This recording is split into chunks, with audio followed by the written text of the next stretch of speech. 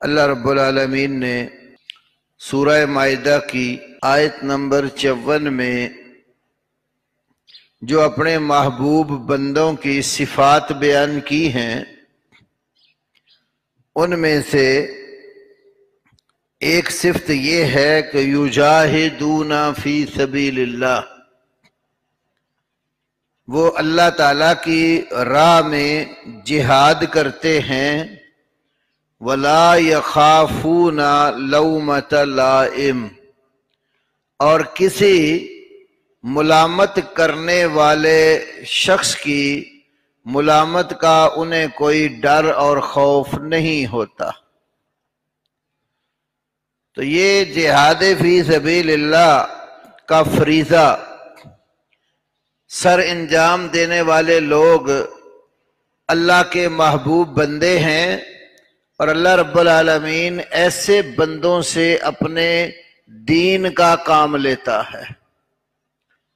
جہاد ایک اسلام کا اہم ترین فریضہ ہے، اور اللہ رب العالمین نے قرآن حکیم کے اندر کئی آیات اور کئی صورتوں میں باقاعدہ جہاد فی سبیل اللہ کا تذکرہ فرمایا ہے۔ سورہ انفال، سورہ توبہ، سورۃ الاحزاب، سورۃ الفتح، سورۃ الحشر، سورۃ النصر وغیرہ مستقل صورتیں اس فریضے کے حوالے سے قرآن میں موجود ہیں۔ پھر دیگر بہت ساری صورتوں کے اندر قرآن پاک کی بے شمار آیات ہیں جو جہاد کی فرضیت، اس کی اہمیت، اس کی ترغیب اور پیچھے رہ جانے والے لوگوں کے لیے ترغیب بیان کرتی ہیں۔ آج کے اس دور میں کفار نے اسلامی اس فریضے کو بڑا غلط رنگ دے کر دنیا میں بدنام کرنے کی کوشش کی ہے۔ خود وہ اپنے ملکوں میں یا ان کے ماتحت جتنے ملک آتے ہیں یا مسلمانوں کے ملکوں پر حملہ آور ہو کر مسلمانوں کا خون کر دیں، مسلمانوں کی املاک پر، زمینوں پر قبضے جما لیں، اس کو کوئی بھی دہشت گردی نہیں کہتا۔ لیکن اگر مظلوم مسلمان اپنے دفاع کے لیے میدان عمل میں آ جائیں تو دہشت گردی کی اصطلاح ان مظلوم مسلمانوں کے لیے بنا دی گئی ہے۔ تو یہ بات اچھے طریقے سے سمجھنی چاہیے کہ جہاد فی سبیل اللہ کسے کہا جاتا ہے، کیونکہ قرآن میں اور رسول اللہ صلی اللہ علیہ وسلم سے مروی احادیث و سنن میں اس کا کثرت سے ذکر ہے۔ جیسے میں نے قرآن کی کچھ صورتوں کے نام لیے، اسی طرح آپ حدیث کی کتابیں بھی دیکھیں گے تو تقریباً ہر حدیث کی کتاب میں اس کا تذکرہ ہے۔ صحیح بخاری میں کتاب الجہاد اور کتاب المغازی اسی عمل کے لیے ہے۔ صحیح مسلم میں، ابو داود اور ترمذی، نسائی اور ابن ماجہ میں باقاعدہ کتاب الجہاد یا مغازی یا سیر کے عنوان سے محدثین نے کتب ذکر کر کے ابواب باندھ کر جہاد کے مسائل ذکر کیے۔ تو جہاد ہے کیا چیز؟ اس کی شرح خود نبی کریم صلی اللہ علیہ وسلم نے فرمائی ہے۔ امام احمد ابن حنبل اپنی مسند کے اندر ایک طویل حدیث لائے ہیں جس میں جہاد کا مفہوم بھی بیان ہوا۔ رسول اللہ صلی اللہ علیہ وسلم سے پوچھا گیا کہ اللہ کے نبی جہاد کیا ہے؟ تو آپ نے اس کی شرح کرتے ہوئے فرمایا کہ ان تقاتل الکفار اذا لقیتہم، جب کافروں کے ساتھ تمہارا آمنا سامنا ہو جائے اور جنگ لگ جائے تو کافروں کے مقابلے میں لڑنے کا نام جہاد ہے۔ یہ اللہ کے نبی صلی اللہ علیہ وسلم نے جہاد فی سبیل اللہ کی تعبیر بیان کی، ان تقاتل الکفار اذا لقیتہم، کفار میں وہ تمام کافر داخل ہیں جو مسلمانوں کے ساتھ لڑنے کے لیے میدان میں اتر آتے ہیں یا مسلمانوں کے اوپر مظالم ڈھاتے ہیں، تو ہر وہ حربی کافر جو جنگ کے لیے مسلمان کے مقابلے میں آتا ہے وہ سب اس رسول اللہ صلی اللہ علیہ وسلم کے فرمان کا مصداق ہے۔ ہاں، جو کافر آپ سے لڑتے نہیں ہیں، آپ کے ملکوں میں آپ کے علاقوں میں رہتے ہیں امن اور سکون سے اور مسلمانوں کو کوئی تکلیف نہیں دیتے، تو اسلام ہمیں ان کے حقوق بھی بتاتا ہے۔ تو اسلام ظلم کے دفاع کے لیے مسلمان کو میدان عمل میں اتارتا ہے۔ یہ میں اس لیے بات کہہ رہا ہوں کہ آج پوری دنیا کے اندر جہاں کہیں بھی آپ دیکھیں گے کفار کے ساتھ جنگ جاری ہے تو وہ کافر مسلمانوں پر حملہ آور ہے، اور مسلمان ہر جگہ مظلومیت کی شکل میں ہیں، خواہ وہ کشمیر کا خطہ ہو یا فلسطین کا علاقہ ہو، خواہ وہ افغانستان ہو یا عراق ہو، دنیا کے اندر بہت سارے خطوں میں مسلمانوں پر ظلم کیا جاتا ہے۔ برما کے اندر، انڈیا کے اندر گجرات شہر میں مودی نے جو اب وہاں کا وزیر اعلیٰ تھا اس وقت مسلمانوں کو ان کی بستیوں سمیت زندہ جلایا۔ تو اس طرح کی کفار جب حرکات کرتے ہیں پھر اسلام جہاد کے فریضے کو کھڑا کر دیتا ہے، اور مسلمان حکمران کا یہ فریضہ ہے کہ جب مسلمانوں کے کسی خطے پر، علاقے پر مسلمانوں کے اوپر کفار ظلم و ستم ڈھائیں تو مسلمان حکمران اس کا نوٹس لے۔ اور آج یہ بھی ہمارے لیے بڑی ایک لحاظ سے خوش آئند بات ہے۔ ویسے تو دشمن کے ساتھ ملاقات کی تمنا کرنے سے منع کیا گیا ہے، لیکن اگر دشمن مد مقابل آ جاتا ہے پھر پیچھے پیٹھ دکھا کر بھاگ جانا بھی گناہ کبیرہ ہے۔ نبی صلی اللہ علیہ وسلم نے اور اللہ رب العالمین نے جو کبیرہ گناہ بتائے ہیں ان میں ایک گناہ جو ہے وہ دشمن کو پیٹھ دکھا کر بھاگنا بھی ہے۔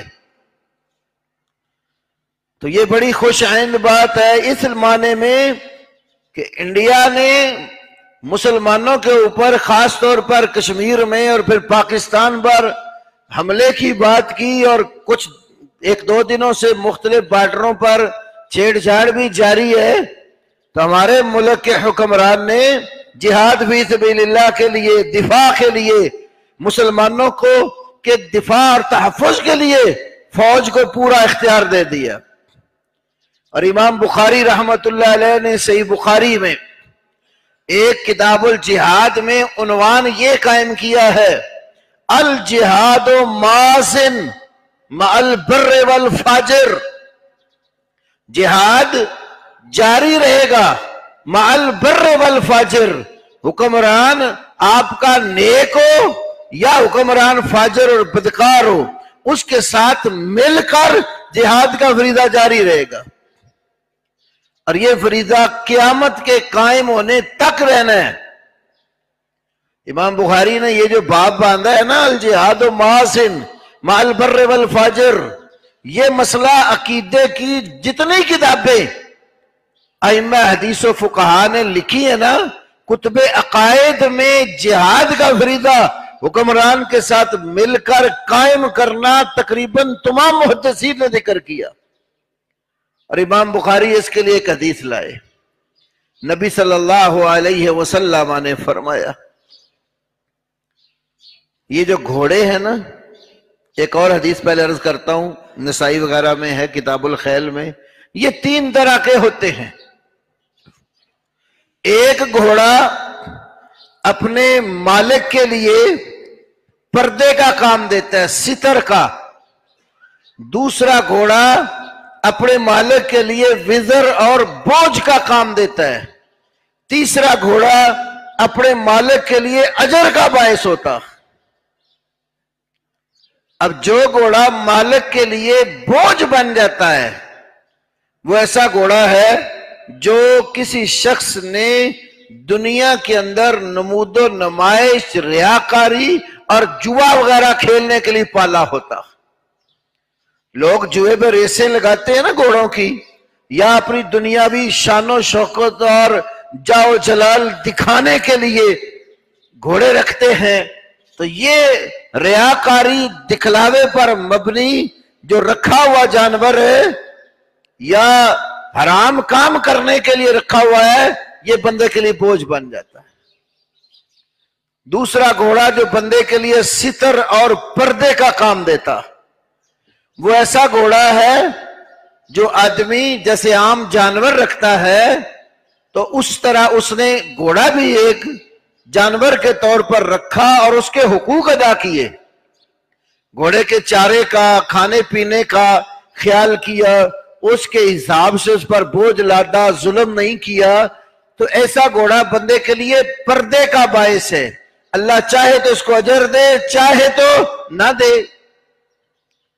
لیکن وہ گھوڑا جو آدمی اس لیے پالتا ہے کہ اس سے اللہ کے دین کا فائدہ ہو، وہ جہاد فی سبیل اللہ میں استعمال ہو. بلکہ حدیث میں اس کی ایک تمثیل اس طرح ذکر کی گئی ہے کہ بہت بڑا کھیت آدمی کا، زمینیں ہیں، تو اس سے زمین میں کھونٹی لگا کر اور لمبی رسی کر کے گھوڑے کو چھوڑ دیا ہے. اب وہ اس کھیت میں جہاں جی چاہتا ہے وہ دوڑتا ہے، چرتا ہے، کھاتا پیتا ہے.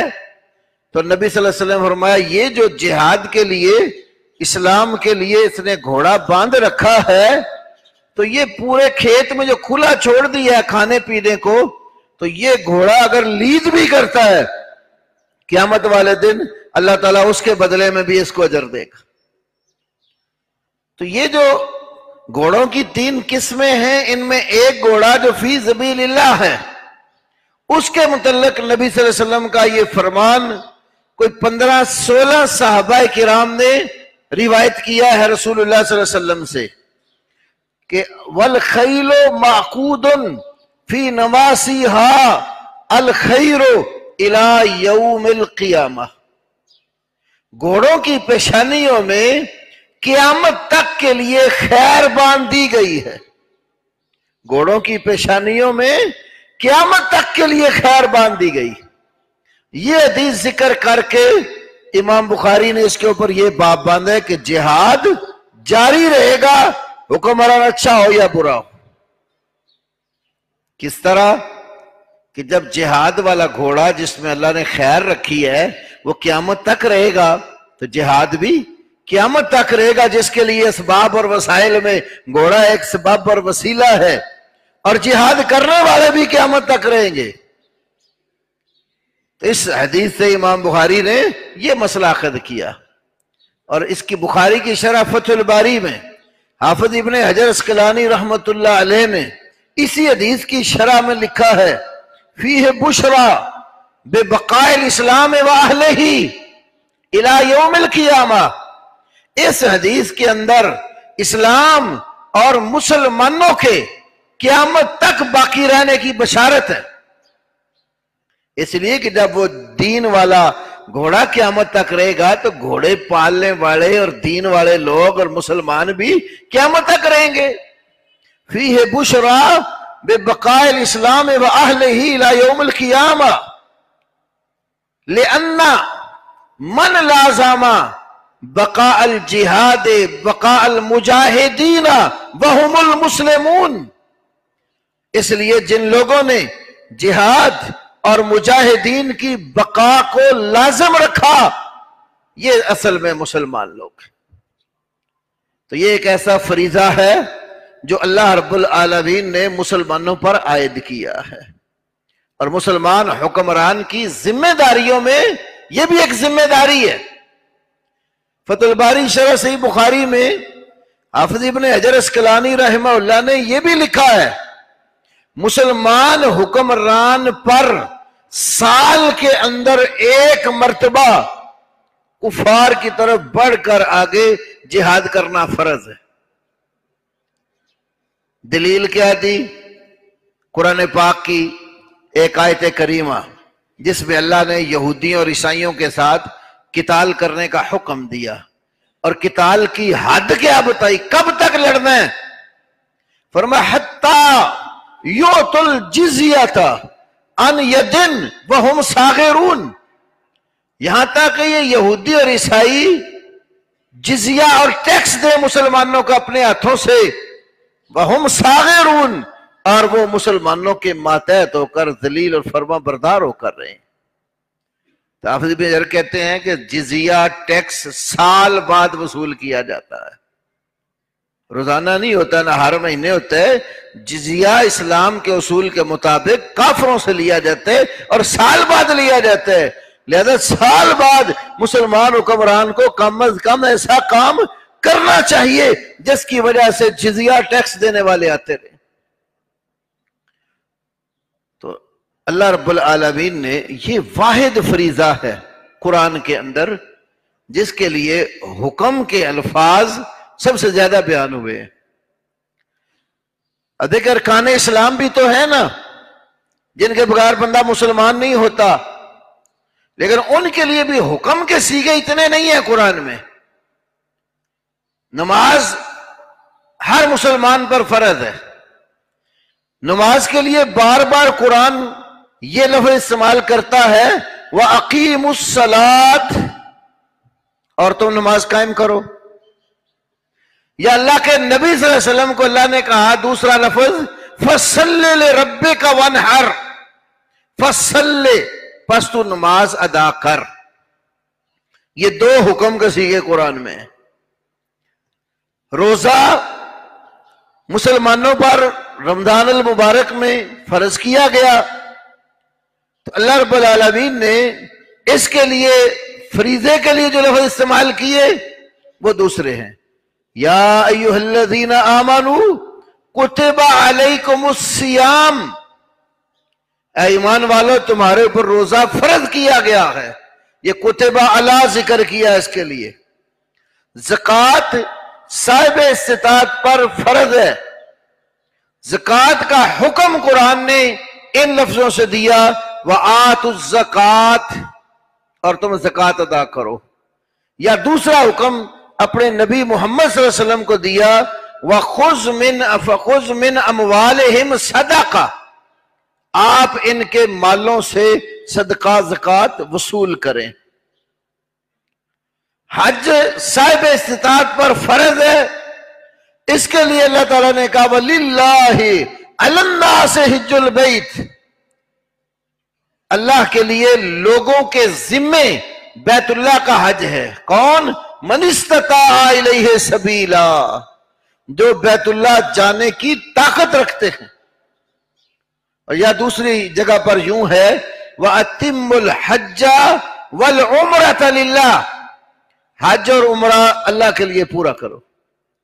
اب یہ دیکھیں یہ جو کلمے کے بعد بنیادیں ہیں اسلام کی، نماز، روزہ، حج اور زکوٰۃ، اس کے لیے حکم کے الفاظ ایک دو سے زیادہ نہیں ہے، لیکن جس بیس کے اوپر اسلام کی یہ عمارت کھڑی کی گئی ہے اور اسلام کا دفاع ہوتا ہے، مساجد اور مدارس اور اسلامی مراکز اور مسلمانوں کے خطوں اور علاقوں اور مسلمانوں کی جو عزت، عفت اور عصمت کی حفاظت جس فریضے پر کھڑی ہے وہ جہاد فی سبیل اللہ ہے، اور اللہ نے اس کے لیے بہت سارے لفظ بولے۔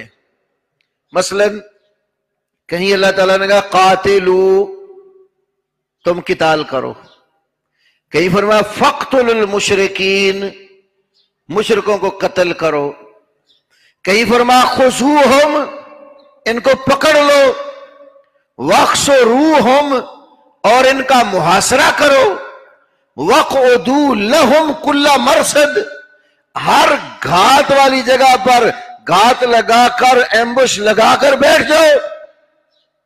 کہیں فرمایا وَأَعِدُّوا لَهُمْ مَا اسْتَطَعْتُم مِّن قُوَّةٍ وَمِن رِّبَاطِ الْخَيْلِ.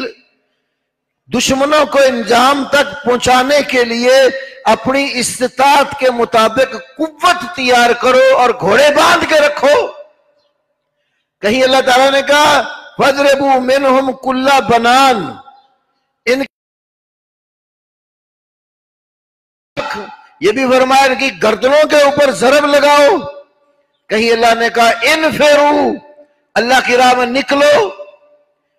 کہیں کہا جاہدوا فی اللہ حق جہاد، اللہ کی راہ میں جہاد کرو جس طرح جہاد کرنے کا حق ہے. کہیں نبی صلی اللہ علیہ وسلم کو کہا فقاتل فی سبیل اللہ لا تکلف الا نفسک، آپ اللہ کی راہ میں خود نکل کر لڑیں، آپ اپنی جان کے خود مکلف اور ذمہ دار ہیں. کہیں اللہ تعالیٰ نے کہا کتب علیکم القتال، قتال تمہارے اوپر فرض کر دیا گیا ہے.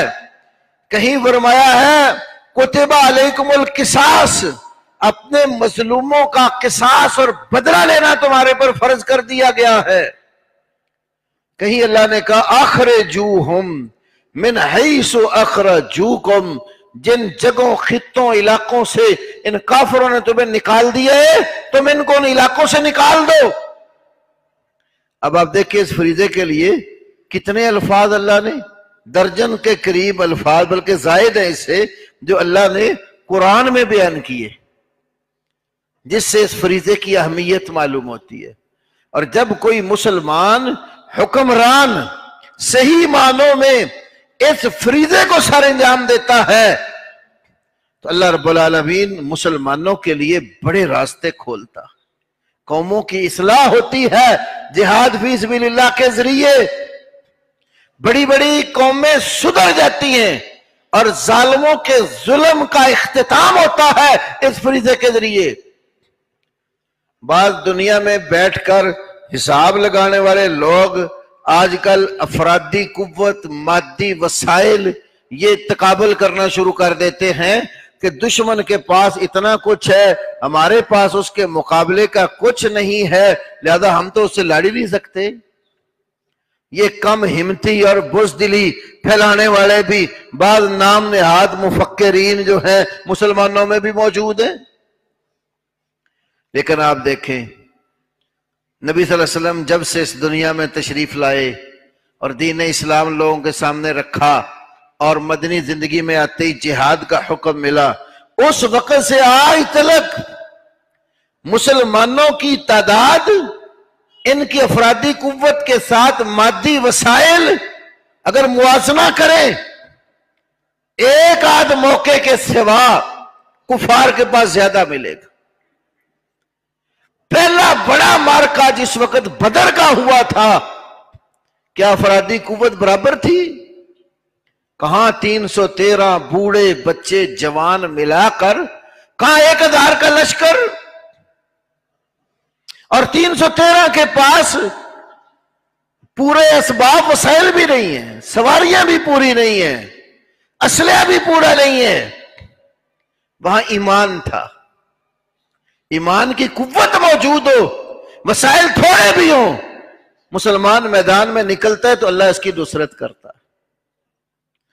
دور نہ جائیں، قریب دور میں آپ دیکھیں روس نے جس وقت افغانستان پر حملہ کیا اور کرتے کرتے پاکستان کے بارڈروں کے قریب آ گیا تھا، جسے سفید ریچھ کہا جاتا تھا، روس کا سرخ انقلاب مشہور کر دیا گیا تھا، تو مسلمان بے سر و سامانی کے عالم میں ہی تھے. اس کے مقابلے میں اتنی قوت ایٹم کی یا دیگر چیزوں کی مسلمانوں پر نہیں تھی، لیکن روس کو پسپا ہو کر افغانستان سے نکلنا پڑا. اور آج وہی طالبان جن سے امریکہ نے جنگ لگائی تھی ان کے ساتھ مذاکرات کر کے افغانستان چھوڑنے کی تیاریاں کرتا ہے. یہ دو ہی دنیا میں بڑی پاوریں اور طاقتیں شمار کی جاتی ہیں. سب سے بڑی طاقت پہلے یہ دونوں تھیں، پھر اس کے بعد روس کو زوال آیا، امریکہ جو ہے نا وہ آگے آ گیا. لیکن اللہ رب العالمین نے اپنی قدرت کے نظارے بھی مسلمانوں کو دکھائے. جنگوں میں نقصان ہوتا ہے لیکن مسلمان کا نقصان حقیقت نقصان نہیں ہوتا. جانیں چلی جائیں یہ مسلمان کا نقصان نہیں ہوتا. اللہ تعالیٰ ان کو شہادتوں کے مرتبوں پر فائز کر کے آخرت کی بلندیاں عطا کرتا. اور پھر فتوحات کے نتیجے میں اللہ راستے بہت کھولتا ہے. ہم نے خود ایسے لوگوں کو دیکھا جن کو بندوق چلانی بھی نہیں آتی تھی، آج وہ اسلحہ بنا رہے ہیں. طیارے نہیں تھے، ہیلی کاپٹر افغانستان میں ہی سیکھ لیے چلانے. یہ اللہ مدد کرتا ہے جب مسلمان اسلام کے لیے، دین کے لیے، مسلمانوں کے خطوں اور علاقوں کی حفاظت کے لیے دشمن کے مقابلے میں کھڑا ہو جاتا ہے. اور ہندو قوم ہی ایسی ہے جس کا اگر آپ ایمان دیکھیں، عقیدہ دیکھیں تو ایک سادہ فطرت والا مسلمان بھی نفرت کرتا. کبھی کہیں سانپوں کو الہ اور معبود بنایا ہوا ہے، کہیں بندروں کی پوجا کرتا ہے، کہیں گائے کا پیشاب پیتا ہے. کیا وہ کام ہے خست اور ذلت کے جو یہ قوم نہیں کرتی؟ اور مسلمان کو اللہ رب العالمین نے عزت سے سرفراز کیا. وَلِلَّهِ الْعِزَّةُ وَلِرَسُولِهِ وَلِلْمُؤْمِنِينَ. عزت اللہ کے لیے ہے، اللہ کے رسول کے لیے ہے اور ایمان والوں کے لیے ہے. تو ایمان کی بنیاد پر اللہ رب العالمین بندوں کو عزت سے سرفراز کرتا. آج اگر ایسی کوئی صورتحال پیدا ہوتی ہے، آپ دیکھیں ادنا سا مسلمان بھی اپنی فوج کے ساتھ مل کر لڑنے کے لیے تیار ہو جاتا. یہ جذبہ جہاد انسان کے اندر ایمان کی وجہ سے آتا. اور اگر ایمان کی بیس پر مسلمان کھڑا ہو جائے، کوئی وجہ ہی نہیں ہے کہ مسلمان کو دنیا میں وقار نہ ملے. بڑی بڑی دنیا کی سپر طاقتیں اس وقت مسلمانوں کے آگے ہتھیار ٹیکنے پر مجبور ہو جاتی ہیں جب میدانوں میں نکل کے لڑتے. تو اللہ نے تو الحمدللہ ہمارے ملک کو باوجود اس کے کہ وسائل ان کے مقابلے میں نہیں ہے، لیکن اس وقت دنیا کے اندر واحد مسلمانوں کا ملک ہے جس کو اللہ نے ایٹمی قوت سے سرفراز کیا ہے. تو دشمن اگر یہ بھول یا غلطی کرتا ہے تو مسلمان ہر فرد مجاہد بن کر میدان عمل میں نکلنے کو تیار ہے. اور اس کو ہم اپنا ایمان سمجھتے ہیں، اپنا فریضہ سمجھتے ہیں. آپ دیکھیں ذرا اللہ تعالیٰ کے ہاں اور مسلمانوں کے ہاں دنیا میں سب سے زیادہ محبوب ہستی ہمارے نبی محمد صلی اللہ علیہ وسلم کی ہے، جن کے ایک اشارے پر یا کوئی ادنا سی ان کے بارے میں نازیبا بات کرے، ایک بدعمل مسلمان بھی لڑنے مرنے کے لیے تیار ہو جاتا ہے. کیونکہ ہماری نظروں میں اللہ کی مخلوق میں محمد الرسول اللہ صلی اللہ علیہ وسلم سے بڑا عزت اور وقار والا کوئی نہیں ہے. لیکن اللہ کو یہ فریضہ کتنا محبوب ہے، اپنے نبی محمد صلی اللہ علیہ وسلم کو اللہ حکم دے رہے فقاتل فی سبیل اللہ. قاتلو تو جمع کہہ رہا، سب کو خطاب ہے. فقاتل واحد کے لفظ سے اللہ کے نبی کو اللہ کہہ رہے فقاتل فی سبیل اللہ. میرے نبی تو اللہ کی راہ میں نکل کر لڑ. پھر اللہ کے نبی صلی اللہ علیہ وسلم نکلے ہیں. جس وقت جہاد کی اجازت ملی ہے تو رسول اللہ اپنی قیادت میں لے کر بڑے بڑے مارکوں میں میدان میں ہوتے تھے. میں کئی دفعہ یہ واقعہ پیش کرتا ہوں جو میرے لیے بھی باعث نصیحت ہے اور آپ سب کے لیے بھی. سیرت کی عام کتابوں میں موجود الرحیق المختوم یا سیرت ابن ہشام یا باقی دیگر کتب میں ایک کافر ابی بن خلف جس کا نام، اپنی قوم کا لیڈر اور چودھری، تو اس نے ایک دفعہ نبی صلی اللہ علیہ وسلم سے کہا کہ میں ایک گھوڑا پال رہا ہوں اور اس کے اوپر بیٹھ کر میں تمہیں قتل کروں گا. آپ صلی اللہ علیہ وسلم فرمایا تمہیں انشاءاللہ میں قتل کروں گا. احد کا جب مارکا سجا، میدان احد میں رسول اللہ صلی اللہ علیہ وسلم اپنے صحاب سمیت موجود تھے۔ ابی بن خلف اپنے اسی گھوڑے پر سوار جس کو روزانہ قیمتی خوراک ڈالتا تھا اور جنگ کے لیے پوری طرح تیار تھا، اپنے پورے جسم کے اوپر لوہے کی زرہ پہنی ہوئی، لوہے کی کنڈیاں جوڑ کر، کئی لوگوں نے عجائب گھر میں یہ چیز دیکھی ہوگی، آج بھی لوہے کی کنڈیاں جوڑ کر باقاعدہ آہنی لباس بنایا جاتا تھا، جو بندہ جسم کے اوپر پہن لیتا تو تلوار اور تیر اور نیزے اور برچھے کا وار نہیں ہوتا تھا۔ آج کے دور میں یوں سمجھ لو کہ بولڈ پروف جیکٹ جو تھی وہ اس نے پہنی ہوئی، سر کے اوپر فوجی ٹوپی اور خود وہ بھی پہنا ہوا، گھوڑے پر سوار ہے، ہاتھ میں تلوار لہرائے آگے بڑھ رہا ہے۔ جب ابی بن خلف آگے بڑھتا ہے، صحابہ نے کہا یا رسول اللہ صلی اللہ علیہ وسلم یہ ابی بن خلف آ رہا ہے۔ فرمایا تم میں سے کوئی اس کا مقابلہ نہیں کرے گا، اس کا مقابلہ میں محمد صلی اللہ علیہ وسلم خود کروں گا۔ اللہ کے نبی صلی اللہ علیہ وسلم زمین پہ کھڑے ہیں، کوئی سواری نہیں ہے، کوئی لوہے کا لباس نہیں پہنا ہوا، اور آپ کے پاس آپ کے ایک صحابی حارث بن سمہ رضی اللہ تعالیٰ عنہ تھے، ان کے بعد نیزہ تھا بڑا شاندار۔ فرمایا حارث یہ نیزہ مجھے دے دو۔ اپنے صحابی سے نیزہ لیا، جب وہ سامنے آتا ہے تو نبی صلی اللہ علیہ وسلم امام المجاہدین بھی تھے، آپ کا نشانہ بڑا سیدھا تھا، آپ نے اس کے وجود کو ایک فوجی کی حیثیت سے دیکھا، ایک مجاہد کی حیثیت سے، کہ یہ سارے جسم کے اوپر اس نے لوہے کا کرتا پہنا ہوا، خود سر پہ ہے، گھوڑے پہ سوار ہے، تو وار کہاں کروں؟ آپ صلی اللہ علیہ وسلم نے دیکھا تو یہ جو اس کا کندھا ہے نا، گردن کی طرف جو حصہ، یہاں سے لوہے کی کنڈی ایک آدھ جو تھی وہ ٹوٹی ہوئی تھی۔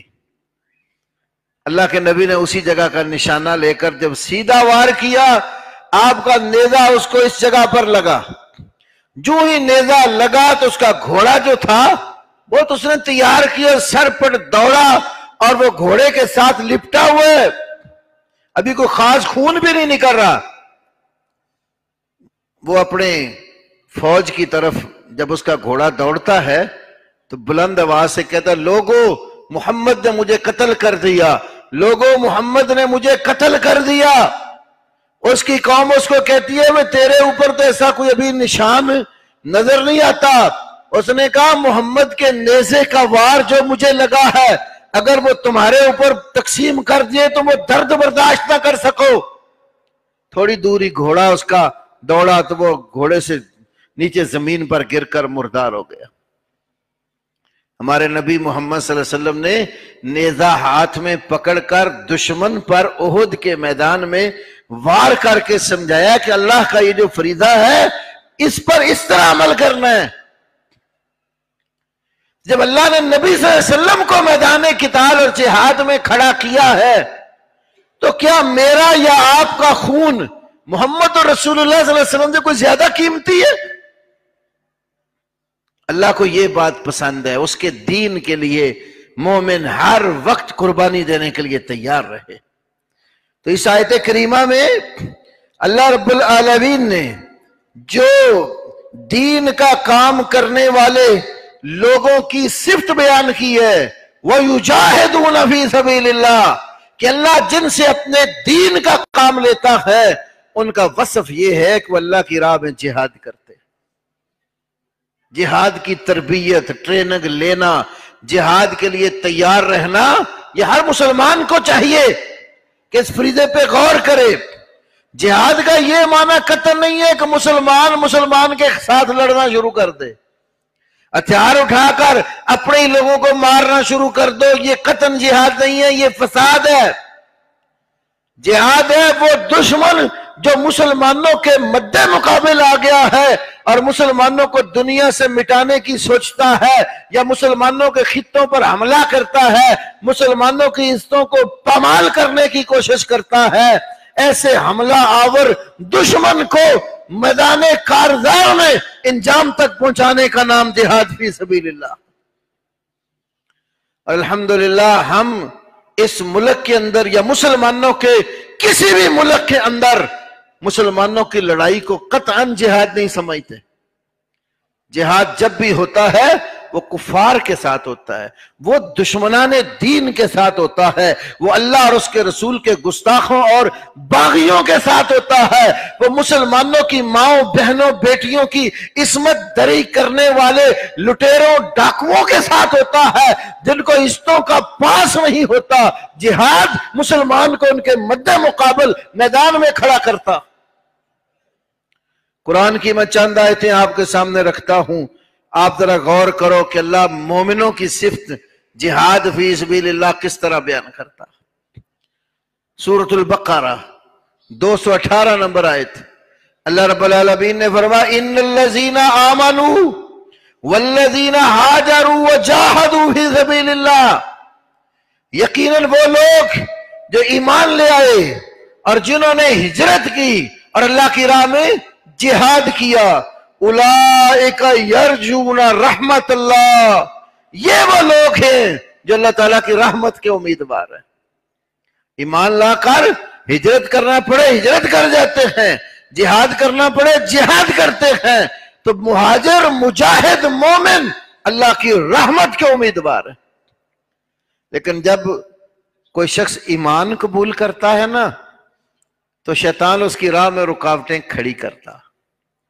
امام نسائی رحمہ اللہ ایک حدیث لائے، ابن حبان میں بھی ہے، جس کا خلاصہ یہ ہے جس وقت کوئی شخص کلمہ پڑھ کر مسلمان ہونا چاہتا ہے، شیطان اس کو وسوسہ دیتا ہے آ کر، یہ کلمہ نہ پڑھنا، کلمہ پڑھو گے تو تمہارے اندر تفریق ہو جائے گی، تمہارے اپنے دشمن بن جائیں گے، تمہیں اپنا گھر بار چھوڑنا پڑ جائے گا، تمہیں ایک نیا سلسلہ، نیا تعلق، نئے رشتے قائم کرنے پڑیں گے، باز آ جا، یہ کام نہ کر۔ نبی صلی اللہ علیہ وسلم نے فرمایا وہ اللہ کا بندہ شیطان کی نافرمانی کرتا ہے اور رحمان کی بات مان کر کلمہ پڑھ کے مسلمان ہو جاتا ہے۔ جب وہ مسلمان ہوتا ہے، اسلام میں داخل ہوتے، اسلام پر عمل کرتے، اللہ کی توحید کو مانتا ہے، نبی صلی اللہ علیہ وسلم کی رسالت و نبوت کے اوپر پختہ یقین کر لیتا ہے، عملی مسلمان بنتا ہے، شیطان اس کی راہ میں رکاوٹیں کھڑی کرتا، وہ اس کے آہستہ آہستہ عزیز و اقارب رشتہ دار سارے دشمن بن جاتے ہیں اور اس کو اتنا تنگ کرتے ہیں مسلمان ہونے کی وجہ سے کہ اس کو اپنا خطہ اور علاقہ چھوڑنا پڑتا، ہجرت کے لیے مجبور ہو جاتا ہے۔ جب وہ ہجرت کا ارادہ کر لیتا ہے پھر شیطان اس کی راہ میں آ کر کہتا دیکھ اب بھی وقت ہے، باز آ جا، میں نے تمہیں کہا تھا نا کہ یہ کلمہ نہ پڑھنا، یہ کلمہ پڑھنے کی وجہ سے تمہیں اپنا سب کچھ چھوڑنا پڑے گا، میری بات سچی ہو گئی نا۔ نبی صلی اللہ علیہ وسلم نے فرمایا کہ وہ شیطان کی یہ بات بھی نہیں مانتا، اللہ کی مان کر مہاجر ہو جاتا۔ اب وہ مہاجر ہونے کے بعد جہاد کے لیے تیار ہو گیا، جب جہاد کا ارادہ کرتا ہے پھر شیطان اس کے پاس آ جاتا ہے اور آ کر اس کو کہتا ہے دیکھ اب تو جدھر جا رہا ہے سوائے موت کے تو کچھ بھی نہیں، میدان میں جائے گا تجھے قتل کر دیا جائے گا، مر جائے گا تو، اور تیری بیوی بیوہ ہو جائے گی، بچے یتیم ہو جائیں گے، تیرا جو مال و متاع کوئی اور جو نا قبضہ جما لے گا، اب بھی وقت ہے واپس آ جا۔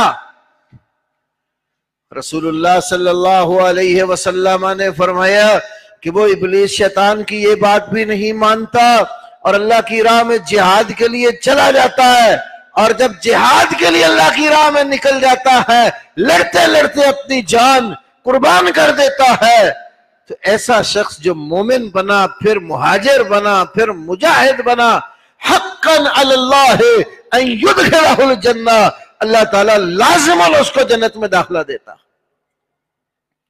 تو اس آیت میں بھی اللہ رب العالمین نے فرمایا کہ ان الذین آمنوا والذین ہاجروا وجاہدوا فی سبیل اللہ، یقیناً جو ایمان لائے، مہاجر ہوئے اور جہاد کیا اللہ کی راہ میں، اولئک یرجون رحمت اللہ، یہ لوگ اللہ کی رحمت کے امیدوار ہیں، واللہ غفور الرحیم، اللہ بہت زیادہ بخشنے والا از حد مہربان ہے۔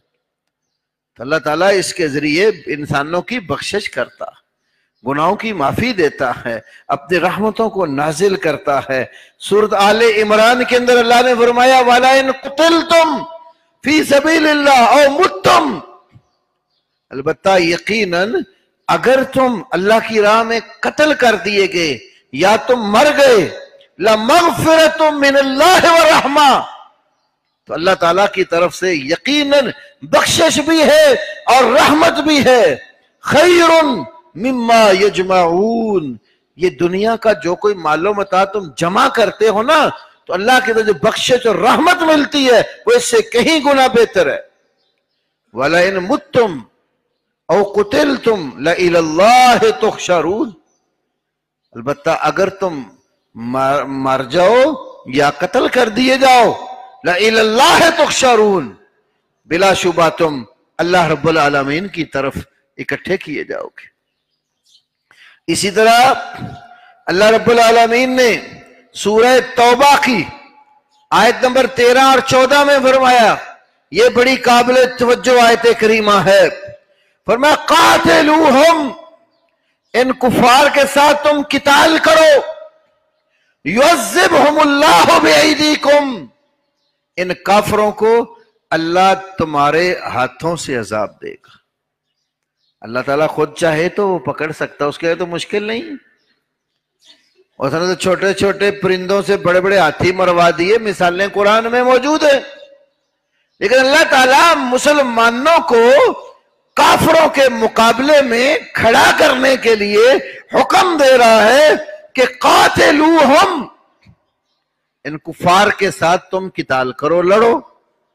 اس کا نتیجہ ایک بات، یعذبہم اللہ بایدیکم، تمہارے ہاتھوں سے اللہ ان کو عذاب دے گا اور سزا دے گا۔ دوسری بات، ویخزہم، اور ان کو رسوا اور ذلیل کرے گا۔ تیسری بات، وینصرکم علیہم، ان کے مقابلے میں تمہاری مدد اللہ کرے گا۔ چوتھی بات، وَيَشْفِ صُدُورَ قَوْمِ مُؤْمِنِينَ، مومن قوم کے سینوں کو اللہ شفا دے گا، ٹھنڈ پہنچائے گا۔ پانچویں بات ذکر کی، وَيُذْهِبْ غَيْظَ قُلُوبِهِمْ، ان کے دلوں کا غیظ و غضب اللہ میدان جہاد میں نکال دے گا۔ اور چھٹی بات، وَيَتُوبُ اللَّهُ عَلَى مَن يَشَاءُ، اللہ تعالیٰ جس کی چاہتا ہے توبہ قبول کرتا ہے۔ واللہ علیم حکیم، اللہ تعالیٰ ہر چیز کو جاننے والا، کمال حکمتوں والا ہے۔ یہ جہاد کا اس نے فریضہ دیا تو جو حکمتیں وہ جانتا ہے وہ میں اور آپ نہیں جانتے۔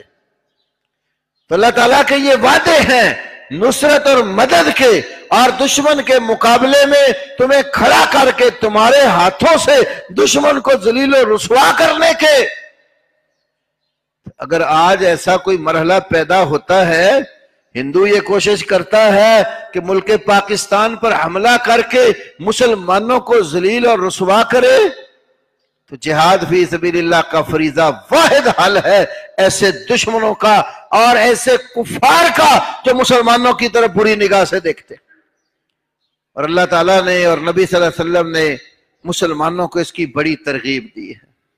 اللہ نے خود اپنے نبی سے کہا، یا ایھا النبی حرض المؤمنین علی القتال، اے نبی حرض، تحریض، شوق پیدا کر، کن لوگوں کے اندر؟ ایمان والے لوگوں میں۔ کس چیز کا؟ علی القتال، دشمن کے ساتھ لڑنے کا، اور قتال فی سبیل اللہ کا۔ اور نبی صلی اللہ علیہ وسلم نے بڑا شوق پیدا کیا، حدیث بھی بہت ساری ہے، میں آخر میں صرف ایک حدیث عرض کرتا ہوں۔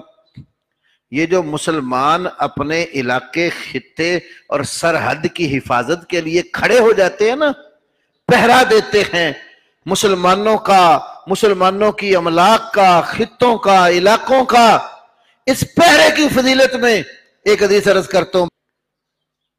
شب قدر کی کتنی اہمیت ہے، 1000 مہینے سے بہتر۔ 1000 مہینے میں 83 سال 4 ماہ بنتے ہیں۔ شاید ہمارے یہاں بزرگوں میں اتنی عمر کا کوئی بھی نہ ہو۔ 83 سال 4 مہینے ایک طرف، اور قدر والی رات میں جو فضیلت اللہ نے رکھی وہ اس سے بہتر۔ اب یہ جو بندہ شب قدر کو عبادت کرتا ہے تو یہ بندہ صرف اپنے درجات کی بلندی اور بخشش کے لیے عبادت کر، اس کی عبادت کا نفع اسی کو ہے۔ یہ نہیں ہے کہ کوئی بندہ رات کو جاگ کر نماز پڑھ رہا ہے، قرآن پڑھ رہا ہے تو اس کا ثواب جو ہے نا وہ محلے والے کسی اور بندے کو دے دیا جائے۔ جو نماز پڑھ رہا ہے، عبادت کر رہا ہے، اس کا اجر اس کی ذات تک ہے۔ لیکن جو بندہ نکل کر باہر پہرا دے رہا ہے، وہ اپنی جان خطرے میں ڈال کر مسلمانوں کی حفاظت پہ کھڑا ہے۔ ایک دفعہ ایسے ہوا، امام ابن حبان اپنی صحیح میں یہ حدیث لائے ہیں، امام ابن عساکر نے احادیث جہاد کے حوالے سے 40 جمع کی ایک مجموعہ بنایا، 40، اس میں بھی حدیث ہے، اور علامہ البانی اس کو سلسلۃ الحدیث صحیحہ میں لائے۔ مدینے میں کسی نے افواہ پھیلا دی کہ دشمن جو ہے وہ مدینے کے اوپر حملہ آور ہونے والا ہے۔ صحابہ سارے ہی مجاہد تھے۔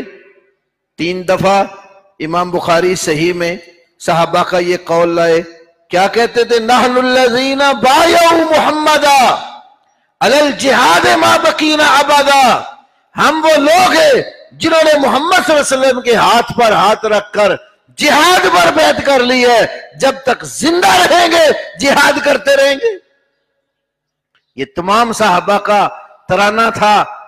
جب دشمن کے مدینہ پر حملہ آور ہونے کی افواہ پھیلائی گئی تو صحابہ دشمن کو روکنے کے لیے مدینے سے باہر نکلے کہ باہر ہی اس کے آنے سے پہلے مدینہ سے دور ہی اس کو روک کر سبق سکھا دیا جائے۔ تو جو کسی کے پاس سواری تھی، سواریوں پر بیٹھے اور دور دراز چکر لگایا، پتا چلا یہ کسی منافق نے کوئی افواہ پھیلائی ہے دشمن کی، کوئی ایسی صورت نہیں ہے۔ یہ پروپیگنڈے بھی بڑے کام دیتے ہیں، اور مخالف یا دشمنان دین اکثر پروپیگنڈوں سے کام لیتے ہیں، خوف اور ہراس مسلمانوں میں پھیلانے کے لیے۔ لیکن مجاہد فی سبیل اللہ کو دشمنوں کے اور کفار کے پروپیگنڈوں کا اور ان کی چالوں کا کوئی اثر نہیں ہوتا، اس لیے کہ اس نے اپنی جان اللہ کے لیے رکھی ہوئی ہے کہ مرنا ہے تو اللہ کے لیے، زندہ رہنا ہے تو اللہ کے لیے، پرواہ کوئی نہیں۔ وَلَا يَخَافُونَ لَوْمَةَ لَائِمٍ۔ واپس پلٹتے ہیں، کیا دیکھا؟ حافظ حدیث صحابی ابو ہریرہ رضی اللہ عنہ مدینے کے باہر ایک جگہ پہ کھڑے۔ کسی نے پوچھا ابو ہریرہ تم یہاں کیا کر رہے ہو؟ بتایا کہ میں مدینے کی پہرے داری کر رہا ہوں، چوکی داری کر رہا ہوں، اس لیے کہ میں نے اپنے نبی محمد صلی اللہ علیہ وسلم سے سنا ہے، آپ صلی اللہ علیہ وسلم نے فرمایا ہے کہ رباط یوم فی سبیل اللہ خیر من قیام لیلۃ القدر عند الحجر الاسود۔ اللہ کی راہ میں ایک گھڑی پہرے دینے کا اجر شب قدر کو حجر اسود کے پاس کھڑے ہو کر عبادت کرنے سے بھی بہتر ہے، کیونکہ وہ اسلام کی حفاظت کرتا ہے، مسلمانوں کی حفاظت کرتا ہے، مسلمانوں کے خطے کی حفاظت کر رہا ہے۔ اس کو اپنی جان کی پرواہ نہیں ہے، اس کو اپنے مسلمان بھائیوں بہنوں بچوں کی پرواہ ہے، اپنے خطے اور علاقے کی پرواہ ہے، اپنے دین کی اس کو پرواہ ہے۔ تو جو اپنے دین کے لیے، اسلام کے لیے، مسلمانوں کے خطے اور علاقے کے تحفظ کے لیے اللہ کی راہ میں ایک گھڑی بھی چوکی داری کے لیے سرحد پر کھڑا ہو جاتا ہے، تو اس کا یہ کھڑا ہونا شب قدر کو حجر اسود کے پاس کھڑے ہو کر عبادت کرنے سے بھی افضل بتایا۔ یہ ترغیب دی رسول کریم صلی اللہ علیہ وسلم نے، اور اللہ کو آپ کا حکم تھا حرض المؤمنین علی القتال، ایمان والوں کو قتال کا شوق جو ہے ان کے اندر پیدا کیجیے اور ابھاریے۔ الحمدللہ ہمیں کوئی خوف و خطر نہیں ہے، دشمن جس طرف سے بھی شرارت کرے گا اللہ کے فضل سے تمام مسلمان بالخصوص پاکستان کے اندر رہنے والا ہر جوان بوڑھا بچہ اپنی فوج کے ساتھ مل کر دشمنوں کے ساتھ لڑنے کے لیے ہمہ وقت تیار ہے۔ جب بھی کال ملے گی انشاءاللہ کوئی بھی پیچھے نہیں ہوگا۔ آخر دعوانا الحمدللہ رب العالمین۔